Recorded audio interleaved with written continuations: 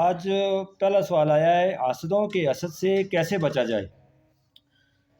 جی السلام علیکم ندیم بھائی، آپ نے جو سوال کیا ماشاءاللہ ہر انسان کو اس کی ضرورت ہوتی ہے کہ انسان جب زندگی گزارتا ہے تو اس میں کچھ لوگ ایسے ہوتے ہیں جو انسان کو اکثر بغض حسد کے ساتھ انسان سے پیش آتے ہیں. تو اس میں پھر انسان خاص طور پہ کوشش یہ کرے کہ جب اس طرح کے لوگ اس کی زندگی میں آئیں تو سب سے پہلے تو یہ خیال کرے کہ جب وہ کوئی کام کرتا ہے تو کام کو پوشیدہ رکھے، کام کو کوئی پوشیدہ رکھے کہ سب کے سامنے اس کام کو ظاہر نہ کرے. کہ جب آپ ظاہر کریں گے تو ظاہر ہے کہ حسد بغض عداوت کرنے والے لوگ کچھ ہوتے ہیں، وہ پھر آپ کو تکلیف دینے کی کوشش کرتے ہیں نا. تو جو بھی آپ کام کریں تو سب سے پہلے یہ ذہن میں رکھیں کہ اس کام کو آپ نے پوشیدہ رکھنا ہے، سب کے سامنے ظاہر نہیں کرنا.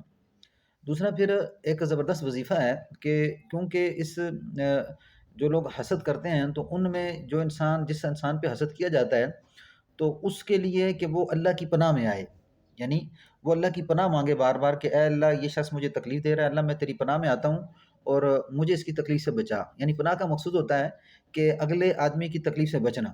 تو اس میں ایک زبردست وظیفہ، چھوٹا سا وظیفہ ہے لیکن اس کی بہت بڑی تاثیر آتی ہے نا.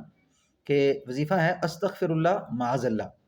ایک تو یہ اللہ سے معافی ہے، لیکن دوسرا یہ لفظ معاذ اللہ جو وظیفہ ہے نا، یہ اللہ کی پناہ ہے.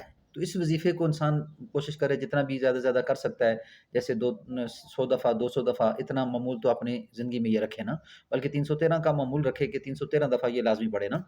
اس کے بعد سورۃ الفلق اور سورۃ الناس، جیسے اصل تو اس کا جو ایک سنت طریقہ وہ یہ ہے کہ 3 دفعہ صبح اور 3 دفعہ مغرب کے بعد پڑھے نا.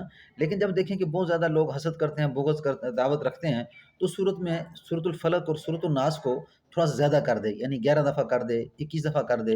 تو جس طرح آپ اس طرح کریں گے تعداد میں 21 یا 11 دفعہ، تو اب اللہ تھوڑا سا دروشی پڑھ لیں تو الحمدللہ وہ جو آپ کے ساتھ لوگ عداوت رکھنے والے ہیں، بغض رکھنے والے ہیں، اسی طرح جو آپ کو پریشان کرنے والے ہیں، تو وہ پریشانیاں خود بخود ان کی طرف لوٹیں گی اور الحمدللہ یہ انسان اس سے محفوظ ہو جائے گا اور اس کے کام الحمدللہ اچھے طریقے سے سر انجام دیں گے.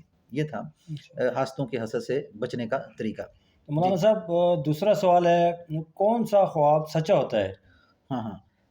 تو اصل میں اکثر یہ لوگ کمنٹ وغیرہ میں پوچھتے رہتے ہیں سوال، اس میں ایک سوال یہ آیا ہے کہ بھی کون سا خواب سچا ہوتا ہے. تو سچا خواب کی جو علامات آتی ہیں، سب سے پہلے تو یہ خیال رکھنا چاہیے کہ ہر خواب جو انسان کے اوپر آتا ہے اس میں انسان کے اوپر خواب آنے کے وقت اس کی وہ کیفیت نہیں ہوتی کہ فوراً وہ خواب انسان کے ساتھ ظاہر ہو جاتا ہے نا. مطلب کہ جیسے خواب آیا آپ کو رات کو، کوئی برا خواب دیکھ رہے ہیں تو صبح وہ یکدم ظاہر نہیں ہوتا، بلکہ اس کا آگے طریقہ ہوتا ہے اس کو توڑنے کا. تو اب جب بھی کوئی برا خواب دیکھے نا، تو برا خواب دیکھنے میں آپ نے کیا کرنا ہے کہ آپ نے بائیں کاندھے کی طرف 3 دفعہ تھتکارنا ہے اور پھر اعوذ باللہ من شر حاذر الرؤیا یہ آپ نے پڑھ لینا ہے. تو یہ تو برے خواب کو ظاہر کرنے کا طریقہ. لیکن سب سے سچا خواب کون سا ہوتا ہے؟ وہ یہ ہے کہ جو انسان صبح صادق کے وقت خواب دیکھتا ہے وہ سب سے سچا ہوتا ہے. اور پھر دوسرا، نیک لوگوں کا خواب، اگر انسان نیکی کے کاموں میں لگا ہے، نماز پڑھنے میں لگا ہوا ہے، اسی طرح روز ذکر و اذکار کی تلاوت ہوتی ہے اور اس کے بدن سے نکلنے والے اعمال الحمدللہ اچھے ہیں، تو یہ اصل خواب ہے. کیونکہ حدیث کے اندر آتا ہے کہ خواب نبوت کا 46واں حصہ ہوتا ہے. اور وہ جو مومن آدمی ہوتا ہے، اللہ اس کے اوپر الہام کر کے اسے یہ بتانا چاہتے ہیں کہ اب تیرے ساتھ یہ معاملہ ہونے والا ہے، اسے خوشخبری دیتے ہیں. یعنی اب اس کی خواب کیا کہ 3 قسمیں ہوتی ہیں نا. ایک وہ خواب ہوتا ہے کہ جو انسان کا گمان ہوتا ہے، دن کو سوچتا ہے تو وہ دن کو سوچتا ہے اور رات کو وہ خواب میں آ جاتا ہے. اسی طرح ایک خواب وہ ہوتا ہے کہ جو شیطان کی طرف سے ہوتا ہے، جو بندے کو ڈراتا ہے. اور تیسرا خواب جو ہوتا ہے نا، وہ خواب ہوتا ہے جو اللہ کی طرف سے مباشرت، یعنی کہ خوشخبری ہوتا ہے. تو اصل خواب یہ خوشخبری ہے کہ یعنی جو خواب آپ جس سے مانوس ہو رہے ہیں، جو آپ سمجھ رہے ہیں کہ یہ میرے لیے بہتر ہے اور اس میں آپ کو خوشی محسوس ہوتی ہے، تو پھر یہ خواب سچا ہوتا ہے. لیکن اس آدمی کا خواب سب سے زیادہ سچا ہوتا ہے جو پرہیزگار ہو اور مومن ہو. اس کے علاوہ خواب جس طرح آتے ہیں، جو برے خواب آتے ہیں ان کو ظاہر کرنے کا طریقہ ہے. اور جو دن کے اوقات میں گمان آتا ہے تو وہ بندہ خود ہی سوچ کے محسوس کر لیتا ہے کہ میں نے دن کو ایسا سوچا تھا اور پھر مجھے یہ خواب رات کو آ رہا ہے. تو سب سے جو اچھا خواب ہے وہ متقی پرہیزگاروں کا ہے، اور صبح کے صادق کے وقت کا خواب سب سے زیادہ سچا ہوتا ہے. جی اچھا مولانا صاحب، جو تیسرا سوال ہے، کیا خواب کا زندگی پر اثر ہوتا ہے؟ جی، یہ سوال الحمدللہ بڑا ہی اہم سوال ہے کہ انسان اس سے اکثر غافل ہوتا ہے نا. کہ انسان سمجھتا نہیں ہے کہ مجھے جو خواب آیا ہے اس کی تاثیر کیا ہے، تو میں نے پہلے جو آپ کو بتایا کہ ان میں جو دو خواب ہیں نا، ایک ہے گمان اور دوسرا جو ہے شیطان کی طرف سے ڈراوا، کہ شیطان انسان کے دل کے اندر ایک ڈراوا پیدا کرتا ہے اور اس کو رات کے اوقات میں ڈراتا ہے اور وہ خواب دکھلاتا ہے نا۔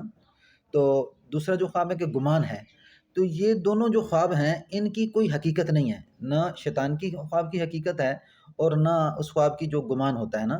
تیسرا خواب جو سچا ہوتا ہے تو یہ خواب انسان کی زندگی پہ اثر کرتا ہے اور آئندہ آنے والے حالات کو اللہ سبحانہ و تعالیٰ بندے کے اوپر ظاہر کرنا چاہتے ہیں کہ اب تو مطلب کہ اگر فرض کیا کوئی دیکھتا ہے ایسی چیز کہ جس سے اس کو آئندہ زمانے میں کچھ اس کے کام کی چیز نظر آ رہی ہے، تو پھر اللہ اسے دکھلا کے یہ بتانا چاہتے ہیں کہ تو اس کام کے لیے اپنی ایسی حکمت اختیار کر لے تاکہ تو اس کے انجام کو پہنچ جائے۔